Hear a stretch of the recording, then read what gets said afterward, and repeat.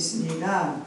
60억 인구가 성품이 다르고 얼굴이 다르듯 다 조금씩 다르죠. 우리 두영이 두호가 쌍둥이라도 다르고 영민이 형민이가 쌍둥이라도 다르듯이 전부 달라요. 다 얼굴이 다르고 성품이 다르고 다 달라서 똑같은 사람이 아무 것도 없는 것 같아 보입니다. 아니면은 피부가 검거나 희거나 또는 뭐 남자나 여자거나 또는 늙었거나 이제 태어난 어린아이거나 또는 부자이거나 가난하거나 조금 더 외모가 아름답거나 그렇지 못한 여러 가지 인종들이 다 각자 다르겠지만 그런데도 하나님이 보시기에는 오직 두 부류의 사람들입니다. 두 무리의 사람들입니다. 누가복음 15장은 그 두 무리의 사람들을 말씀하신 것입니다. 전반적으로 봤을 때 1절부터 7절까지는 세리와 죄인, 세리 같은 죄인 그리고 바리새인이나 서기관 이 두 무리를 말하는 것이고요. 또 이제 8절부터 10절까지는 봐보면은 잃어버린 드라크마를 찾은 여인 그리고 세 번째는 집에서 아버지 말씀을 잘 들었던 큰아들 그리고 방탕했던 작은아들 이렇게 해서 15장 전장이 이렇게 예수님의 세 가지 비유로 말씀해 주셨지만은 이 말씀 속에는 다 두 무리밖에 없습니다. 이 두 무리를 말하고 있는 것입니다. 잃어버린 것을 찾음에 대한 공통점이 누가복음 15장에는 그러나 잃어버린 것을 찾은 것에 대한 비유가 좀 더 두 무리들 가운데서도 잃어버린 것을 찾는 것에 대한 것을 예수님께서는 중심으로 하여서 이 비유를 말씀하셨죠. 무엇을 잃어버렸을까요? 무엇을 잃어버렸을까요? 이런 드라크마를 찾은 여인을 봐보니까 당시 나는 당신을 나의 아내로 내가 맞이하기를 원합니다 하는 그 증표로 10 드라크마를 준대요. 그러면 이거를 여기 이마에다가 툭툭툭 붙여가지고 동전을 하나 둘 셋 10개를 막 해갖고 죽을 때까지 그걸 자기를 간직하고 있어요.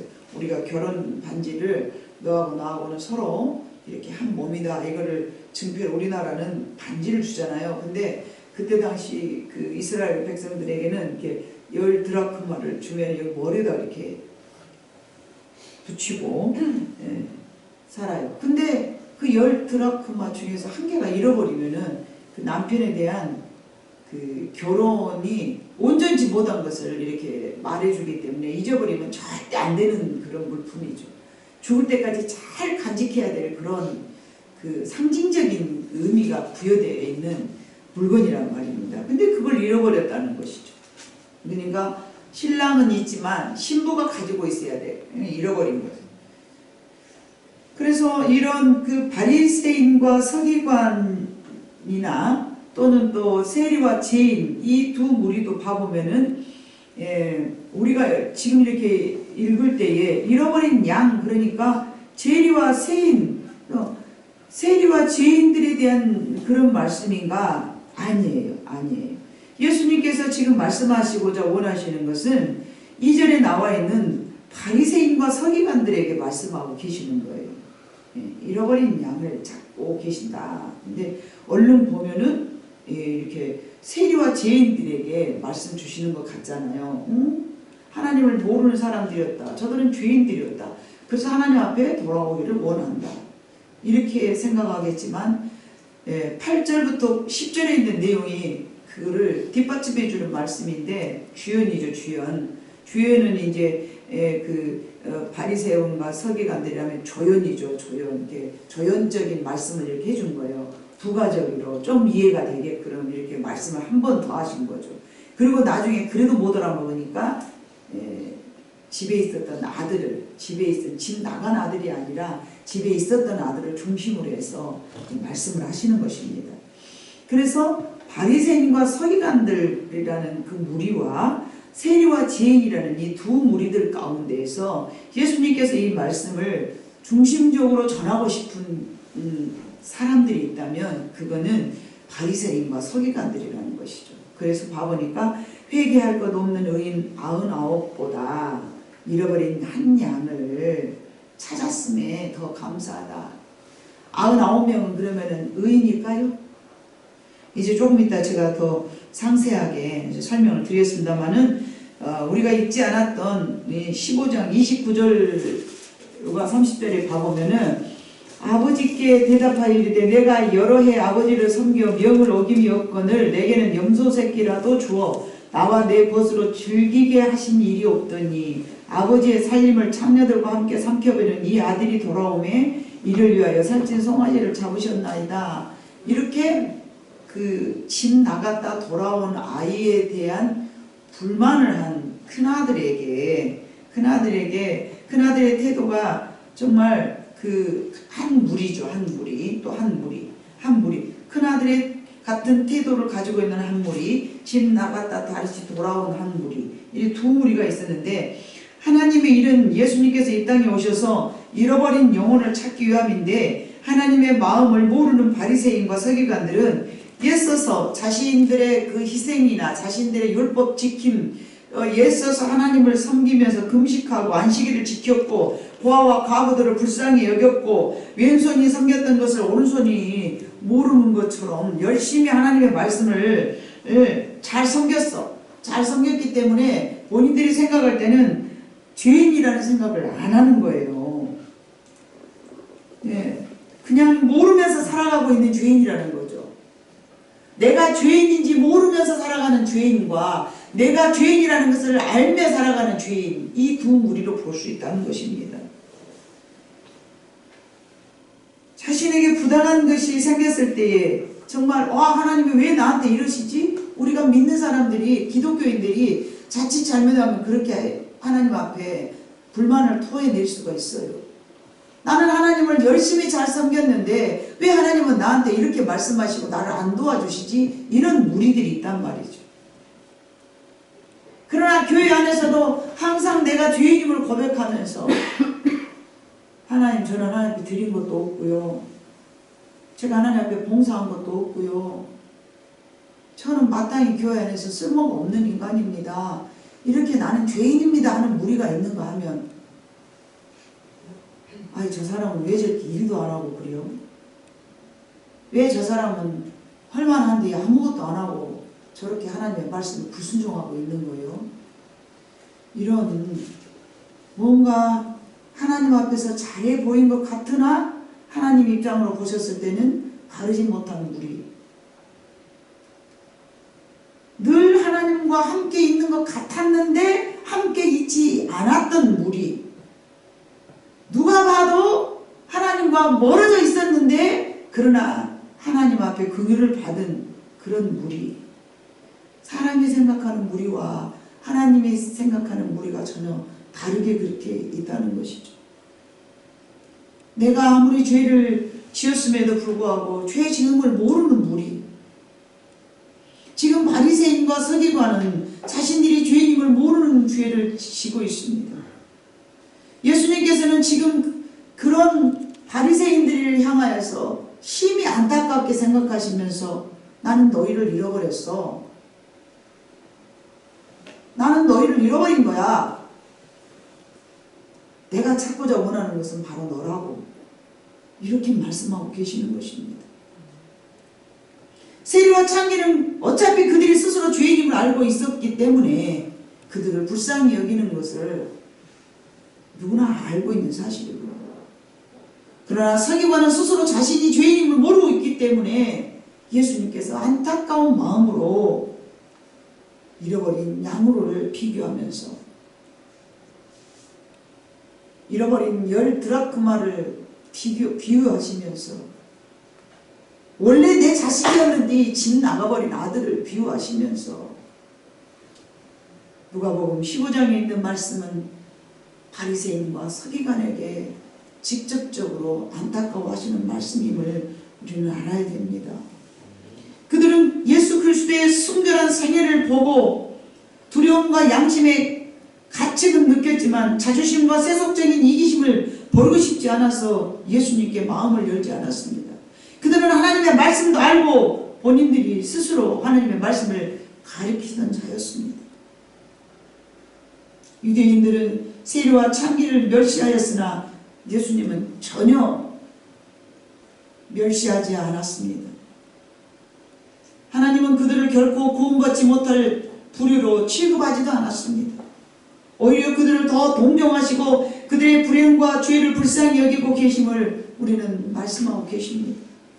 예수님은 지금 이 말씀을 하시면 세리와 바리새인들 두 무리를 모두 구원하고 싶다라고 말씀하고 계시는 것입니다. 그런데도 안타까웠게도 한 무리는 구원을 받았지만 한 무리는 구원을 받지 못했습니다. 그것은 내가 죄인임을 모르는 무리이기 때문에 그랬습니다. 예수님은 이 두 무리를 다 구원하고 싶으셨습니다. 그러나 내가 스스로 죄인임을 모르는 무리는 결코 구원받지 못하였습니다.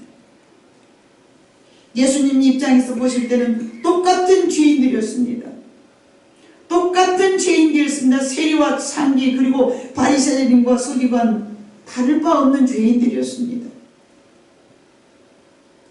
15장 7절의 말씀을 우리가 읽었던 말씀을 봐보니까 내가 너에게 이르노니 이와 같이 죄인 한 사람이 회개하면 하늘에서는 회개할 것 없는 의인 99으로 말미암아 기뻐하는 것보다 더하리라. 회개할 것 있는 그 한 사람이 하나님 앞에서는 기뻐하심을 입은 사람이라고 그러셨습니다. 회개할 것이 없는 그 사람에게는 하나님 앞에 기쁨을 주지 못한 사람인 것입니다. 의인이 어디가 있을까요? 로마서 봐보면 의인은 없나니 아무도 없다고 말씀하셨습니다. 예수님께서 의인이라고 규정 지은 것이 아닌 스스로 의인은 아닌가 저는 그렇게 생각해 보았습니다. 예수님은 죄인을 위하여서 십자가에 죽으셨습니다. 내가 의인이라고 생각한다면 십자가하고는 아무 상관없는 것입니다. 예수를 100년을 믿어도 내가 죄임을 모른다면 구원에 대한 십자가와 아무런 상관이 없습니다. 마치 바리새인과 서기관처럼요. 그들은 하나님을 알고 하나님을 가리켰고 율법을 지켰으며 하나님 나라를 누구보다도 더 잘 아는 사람들이었습니다만 안타깝게도 구원받지 못한 무리들에 속하고 말았습니다. 예수님은 이것에 대해서 너무 마음 아파하고 생각하는 것입니다. 왜요? 내가 죄인임을 모르는 백성에게는 십자가하고는 아무 관계가 없기 때문에 그렇습니다. 예수를 수없이 믿었으나 교회를 수없이 다녔으나 여전히 내가 죄인임을 모르는 사람들은 어쩌면 오늘 바리새인이나 서기관은 아닌가요? 하나님의 나라에 대한 지식은 충만하더라도 내가 죄인이 아니라고 생각한다면 아니요 생각은 하더라도 세리와 창기들처럼 하나님 앞에서 바르게 살지 못했던 사람들에 대한 좋지 않은 시선을 갖고 있다면 구원받지 못할 반열에 서 있는 것이 되고 마는 것입니다. 우리는 언제 어디서나 죄에 대한 경계심을 갖고 있더라도 우리 본성은 스스로 늘 죄 짓는데 발이 빠르게 만들어져 있기 때문에 그렇습니다. 그래서 항상 죄와 예민하게 우리는 싸워야 되는 것이고요. 항상 내가 죄인임을 우리는 항상 고백하고 알아야 될 줄로 믿습니다. 그러므로 교회 안에서도 두 무리의 사람이 있습니다. 두 무리의 사람이 있습니다. 크게는 교회와 세상이 되겠으나 적게는 교회 안에 두 부류인 것입니다. 그것을 말해주고 있는 것이 집 나간 탕자와 집 안에 있는 탕자를 우리는 알고 있는데 집안에 있는 탕자가 여러분 무엇이었습니까? 그나들은 28절에서부터 30절에 봐보니까 늘 불만이 많은 거예요. 그가 노하여 들어가고자 하지 아니하거늘 아버지가 나와서 구원한데 아버지께 대답하여 이르되 내가 여러 해 아버지를 섬겨 명을 어기며 없거늘 내게는 염소새끼라도 주어 나와 벗으로 즐기게 하신 일이 없더니 아버지의 살림을 창녀들과 함께 삼켜버린 이 아들이 돌아오매 이를 위하여 살찐 송아지를 잡으셨나이다. 아버지가 이르되 예 너는 항상 나와 함께 있으니 내 것이 다 네 것이로되 이 네 동생은 죽었다가 살아났으며 내가 잃었다가 얻었기로 우리가 즐거워하고 기뻐하는 것이 마땅하다 하니라. 아멘. 여러분 자녀를 키워보면서 늘 착실하고 늘 부모 말을 잘 순종하는 아들이 있는가 하면은 반대로 부모의 말을 거역하고 밖에서 늘 부모하고 멀리 떨어져 살다가 그가 돌아오면은 원래 집에 있던 아들은 버리는 것이 아니지 않습니까? 원래 집에 있던 아들도 소중하지만 잃어버렸다가 찾았기 때문에 그 기쁨이 있는 것입니다. 원래 집에 있었던 아들의 상급도 그가 가지고 있는 부모에 대한 효도의 마음을 부모가 잃어버린 것이 아니고 망각한 것이 아니라 워낙에 잃어버렸다가 찾았기 때문에 기쁜 것이지 않습니까? 부모가 되어보지 아니하고는 어찌 그 마음을 누가 알겠습니까? 하나님도 어쩌면 그런 마음으로 창기들과 세리들과 함께 예수님께서 식사를 하시고 즐거워하고 말씀을 증거하고 있을 때에 항상 집에 있었던 바리새인과 서기관들은 그걸 못마땅하게 여기면서 눈살을 찌푸릴 때에 예수님께서는 너도 내가 사랑하지만 그래도 잃어버렸던 백성을 찾는 것에 대한 기쁨을 너희도 알기를 원한단다. 이런 마음으로 오늘 본문의 말씀을 말씀하신 것입니다. 그러므로 교회 안에서 두 무리의 사람들, 이 두 무리의 사람들은 항상 자기 자신이 겸손한 마음으로 하나님 앞에서 늘 아버지 하나님 그래요. 저들은 저래서 하나님이 사랑하시기를 원하고 이들은 이래서 하나님이 사랑하시기를 원하고 사랑하는 마음을 여러분들이 갖기를 우리 하나님께서 원하실 줄로 믿습니다. 하나님을 속상하게 한 적이 한 번도 없었다는 우월감과 교만함이 죄가 되는 것을 우리는 또한 알아야 되겠습니다. 나는 아니다. 나는 언제나 다 했어. 나는 언제나 참고 나는 언제나 하나님을 위해서 내 자신을 더 손해보는 자리에 늘 서 있었으며 나는 언제나 하나님의 말씀에 귀 기울여 살았어 라는 올무에 걸리지 않기를 우리 주님은 원하시고 계신다는 것입니다. 죄에는 반드시 핑계가 있습니다. 그래서 인간은 하나님으로부터 독립하기를 원하고요. 우리가 읽지 않았던 그 13절에 봐보니까요.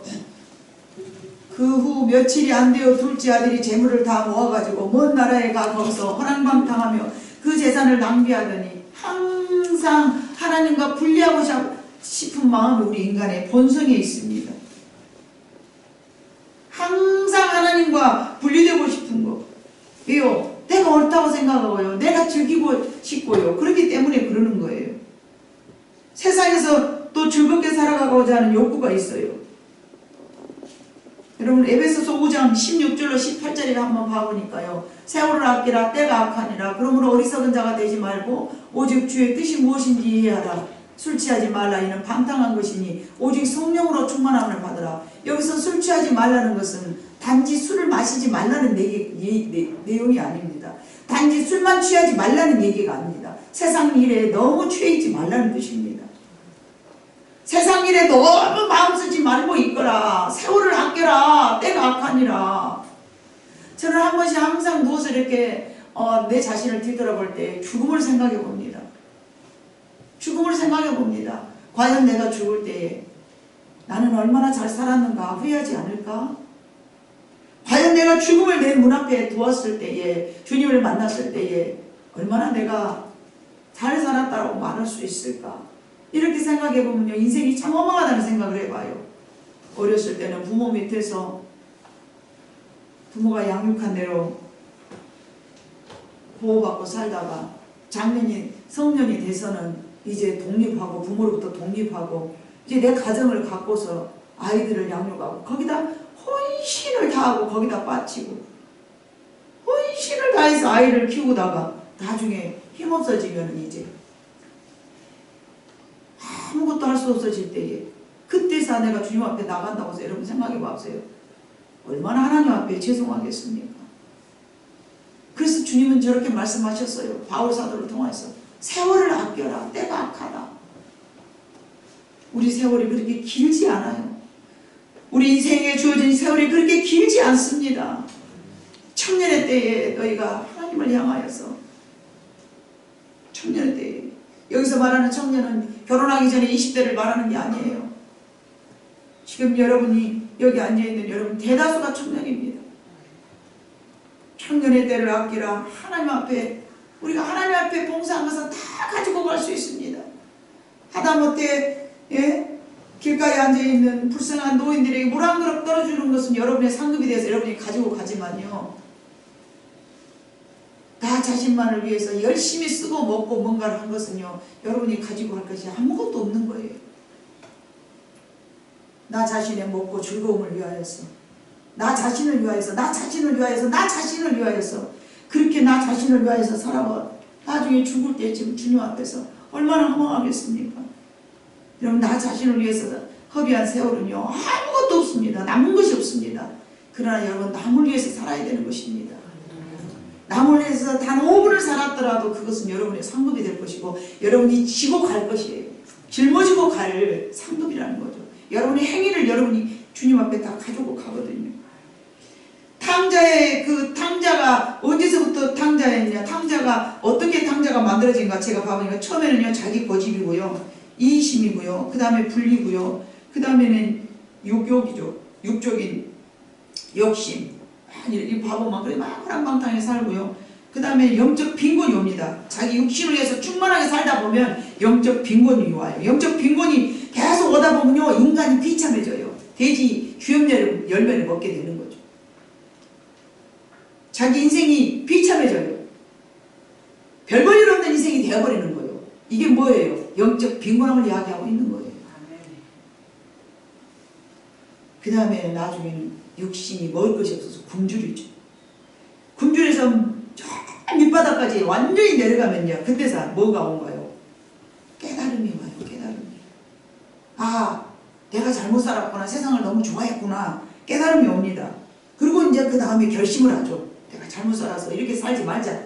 그리고 난 다음에 회개를 합니다. 하나님 앞에. 잘못했어요. 하나님, 제가 잘못했어요. 그리고 하나님 앞에 돌아옵니다.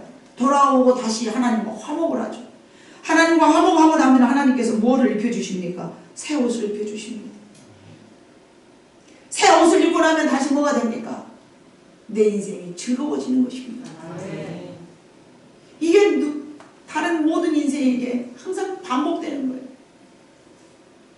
모든 인생에 개인적으로 이게 반복되는 거예요. 이런 삶이 우리에게 있는 거예요. 그래서 자기 고집이나 이기심이나 하나님과 분리하고자 하는 마음이나 육적인 것을 너무 쫓아가는 것이나 그렇게 하다 보면요, 결국은 우리가 영적인 빈곤이 되면서요, 내 인생이 꼬이고 비참함이 오는 것이에요. 되는 게 없고요. 우리는 내가 언제나 주인님을 알아야 되고요, 언제나 우리는 내가 나다워야 되는 거예요. 성도가 성도다워야 그것이 잘 사는 거예요. 나는 나다워야 됩니다. 그 이상도 그 이하도 돼서는 안 돼요. 그 이상이 되어서는 하나님께서 옳고 난다 하실 것이고요, 그 이하가 되면은요, 나고자가 될 것이기 때문에 항상 나는 나다워야 되는 거예요. 항상 나스러운 것이 어딘가, 내가 어디 있을 때 가장 편안했는가, 여러분 생각해 봐보세요. 내가 내 마음을 어디에 두었을 때 여러분 항상 그것이 내 마음의 평안함이 유지되는가. 내 마음에 육신은 즐거울지라도요, 내 영혼이 불편한 거, 그거는 바른 자리가 아니에요 지금. 예? 그러나 내 육신은 조금 고달프더라도요, 내 영혼이 바른 자리에 앉았잖아요. 그럼 내가 편한 거예요. 여러분이 마음의 편한 곳을 여러분 선택하시기를 바랍니다. 내 영혼이 편안한 자리를 여러분이 선택하시기를 바랍니다. 죄를 짓는 행위는 인간적이고요, 용서하는 행위는 여러분 신적이랍니다. 죄를 짓는 행위는 지극히 인간적인 것이고요, 용서해주는 마음은 지극히 하나님적이라는 것이죠. 하나님의 마음이 없으면 우리는 누구를 용서해줄 수가 없는 거예요. 여러분, 누구의 허물을 덮어주거나 누구를 오랫동안 기다리거나 여러분이 누구를 용서해 줄 수 있는 마음이 있다면 여러분 안에는 분명히 하나님이 거하신 줄로 믿습니다. 예수님은 이 두 무리 모두에게 말씀하셨습니다. 죄를 지은 세리와 지인 세리와 또 그 죄인 창기에게도 하나님께서는 그 길에서 떠나라고 말씀하시고요, 그거를 지적질하면서 옳지 않다라고 판단하는 바리새인에게도 거기서 떠나라고 말씀하시는 거예요. 그 두 자리는 있을 자리가 아닌 거예요. 하나님 보실 때는 누구도 온전한 게 아니에요. 둘이 다 바르지 못한 거예요.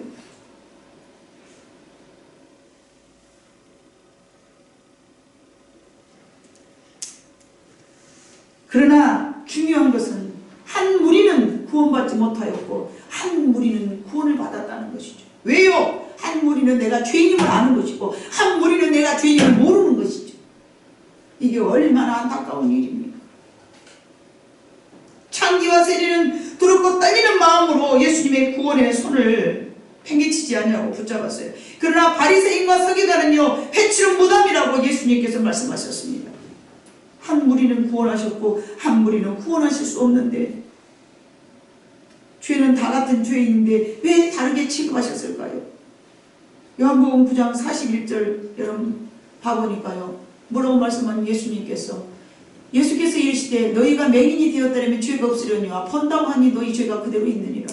뭘 봤습니까? 남의 죄를 바라본 것이죠. 누가요? 바리새인과 서기관들이요. 남의 죄를 바라볼 것이 아니라 우리는 나의 죄를 봐야 될 줄로 믿습니다. 매일매일 우리는 나의 행동 속에서 내 마음속 깊은 곳에 뭐가 자리 잡고 있는가, 내 죄를 바라봐야 되는 거예요. 차라리 너희가 보지 못한다면 죄가 죄인이 아니야. 그게 네가 본다고 하니 너희 죄가 그대로 있느니라. 안다고 하니 그저 죄가 있다. 모르고 지은 죄는 용서받을 수 있거니와 알면서도 지은 죄는 용서받을 수 없습니다. 누가복음 23장 34절로 37절에 봐보니까요, 이 예수께서 이르시되 아버지 저들을 사하여 주옵소서. 자기들이 하는 것을 알지 못함이니이다 하시더라. 그들이 그 옷을 나눠 제비 뽑을세. 백성은 서서 구하는데 관리들은 비웃어 이르되 저가 남을 구원하였으니 만일 하나님의 택하신 자 그리스도이면 자신도 구원할지어다 하고 군인들도 희롱하면서 나와 신포도주를 주며 이르되 만일 네가 유대인 왕이면 네가 너를 구원하라 하더라. 얼마나 조롱하였습니까?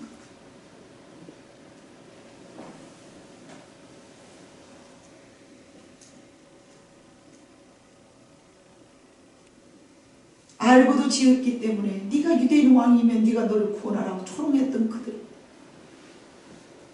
메시아를 십자가에 달아놓고 조롱하는 죄에 참여한 자들, 성령을 거역하거나 회방하는 죄입니다. 그들의 죄는 사함을 받을 수 없다라고 예수님께서는 단언하고 말씀하셨습니다. 마태복음 7장 22절로 23절에 보면 또 이런 말씀도 있습니다. 그날에 많은 사람이 나더러 이르되 주여 주여 우리가 주의 이름으로 선지자 노릇하며 주의 이름으로 귀신을 쫓아내며 주의 이름으로 많은 권능을 행하지 아니하였나이까 하리니 그때에 내가 그들에게 밝히 말하되 내가 너희를 도무지 알지 못하니 불법을 행한 자들아 내게서 떠나가라 하리라. 이 불법이 뭡니까 여러분? 이 불법이 도둑질한 것이 불법입니까? 맞습니다. 사람을 죽인 것이 불법입니까? 맞습니다. 그러나 예수님께서는 네가 남을 판단하느냐, 그 판단으로 네가 너를 판단하느니 판단도 하나님 앞에서는 죄라고 말씀하시고 죄는 하나님의 법이 아니기 때문에 불법인 줄로 믿습니다. 내가 너희를 도무지 알지 못하느니라. 예수님을 알고 마음으로 모셔드렸고 또한 예수의 이름으로 귀신을 쫓아내고 많은 기적도 행하였습니다. 그러나 예수님은 뭐라고 말씀하셨어요? 나는 너희를 모른다. 왜냐? 네가 불법을 행하였기 때문에. 하나님의 말씀하신 불법은 하나님의 법을 어김이 불법입니다. 법을 지키는 무리와 법을 지키지 못하는 무리, 이 두 무리로 나눈 것입니다. 두 무리가 예수님을 믿고 안 믿고가 아닙니다. 비록 예수님의 곁을 잠시 떠나 있었다 할지라도 자신이 잘못함을 아는 무리는 나는 예수님께서 그래 나와 함께 낙원에 이르자. 방금 전까지 도둑질했던 도둑놈도 내가 죄인임을 알 때에 예수님이 함께 네가 낙원에 이르리라 말씀하셨어요. 방금 전까지 도둑질했던 한 도둑은 니나 구원해라 하니까 그래 예수님께서 뭐라고 말씀하셨습니까? 너는 바보자다. 예수님은 항상 두 무리입니다. 세 무리가 아니에요. 두 무리. 오른쪽에 있었으니까 살림받고 왼쪽에 있었으니까 힘이 없으니 못 건진다. 그게 아니에요. 오른쪽에 있었든 왼쪽에 있었든 예수님 앞에 겸손한 마음으로 내가 죄인임을 아는 무리와 예수님 앞에서 자기가 죄인임을 모르는 무리, 두 무리에 항상 예수님께서는 우리에게 초점을 가지고 계셨습니다. 사람의 눈에는 창기와 세리가 잘못한 삶을 살아왔다고 생각하기 때문에 그들은 죄인이고, 사람들 눈에는 바리새인과 서기관들은 하나님 앞에서 옳은 일을 행했기 때문에 옳다라고 말하겠지만 하나님의 보시는 눈은 그렇게 보시지 않는다는 것이죠. 우리가 오늘 예배드리고 있는 이 무리들 가운데서도 분명히 두 무리가 있습니다. 여러분 인정하고 싶지 않겠지만 우리 가운데는 분명한 두 무리가 있는 것입니다.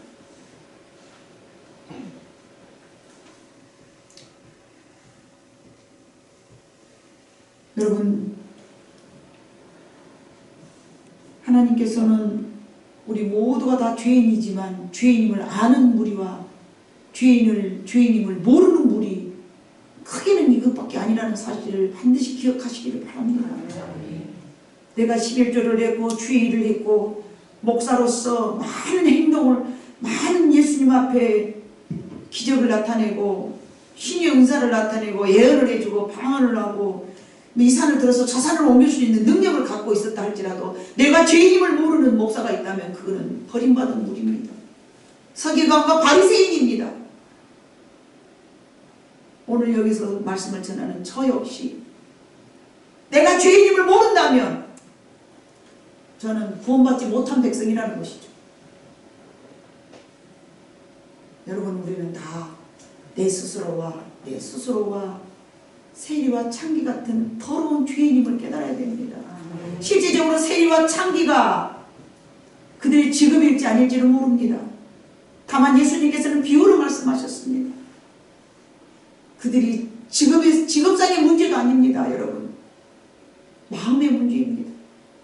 내가 세리와 같고 내가 창기와 같다라는 그런 마음으로 여러분들이 여기 앉아 계신다면 여러분들은 다 구원받을 백성들인 줄로 믿습니다. 그러나 여기 앉아있는 여러분 모두가 전부 바리새인과 서기관과 같다면 절대로 구원받지 못한다는 사실을 기억하시기를 바랍니다. 오늘 예수님께서는 그것을 말씀하고 계시는 것입니다.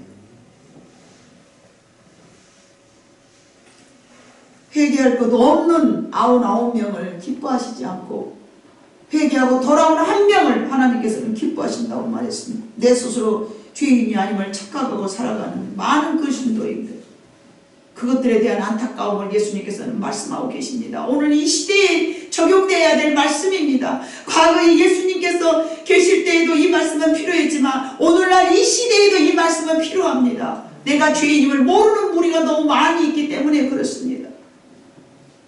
혹 저와 여러분이 바리새인은 아닐까요?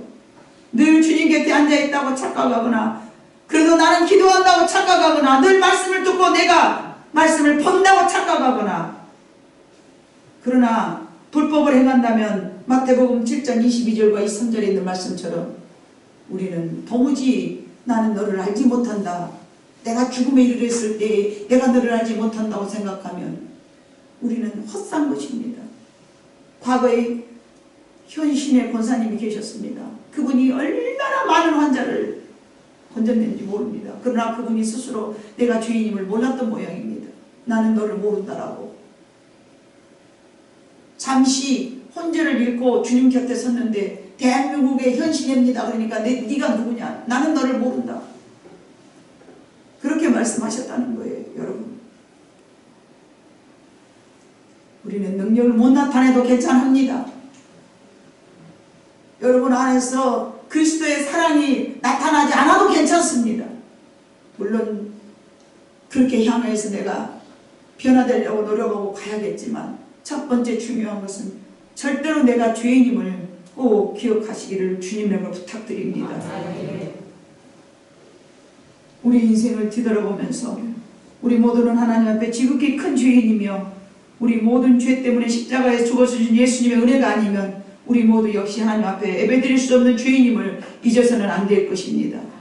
집 나간 큰아들처럼 하나님은 도무지 하나님 앞에 불법하지 않은 착한 아들이었지만 내 자신이 한 번도 집을 나가본 적이 없기 때문에, 한 번도 부모 속을 썩혀본 적이 없기 때문에 내가 죄인임을 모른다면 그것은 하나님께서 오늘 누가복음 15장에 있는 전반에 있는 말씀을 저와 여러분에게 주신 말씀으로 우리는 받아들여야 될 줄로 믿습니다.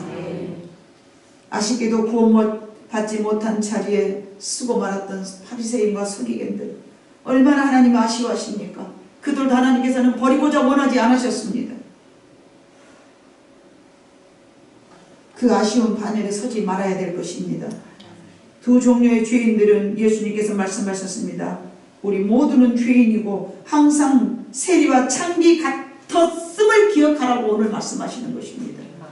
네가 지금은 하나님 앞에서 잘 예배드리고 앉아 있었지만 너는 세리와 창기 같은 자였음을 너는 잊지 말라고 오늘 우리에게 말씀하시는 것입니다.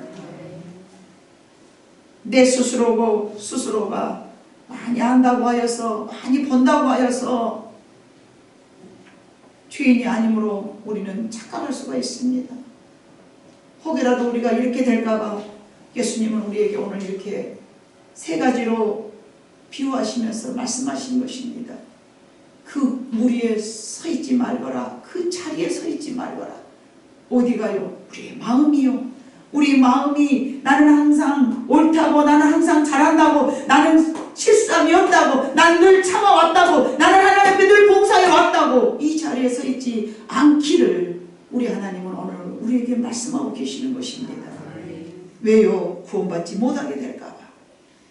우리는 이 땅에서 구원받는 것이 가장 큰 축복입니다.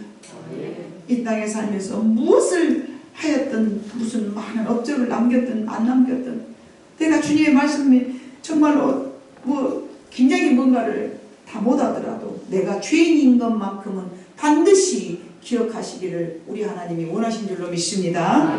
기도하시겠습니다. 사랑 많으신 아버지 하나님 참으로 감사합니다.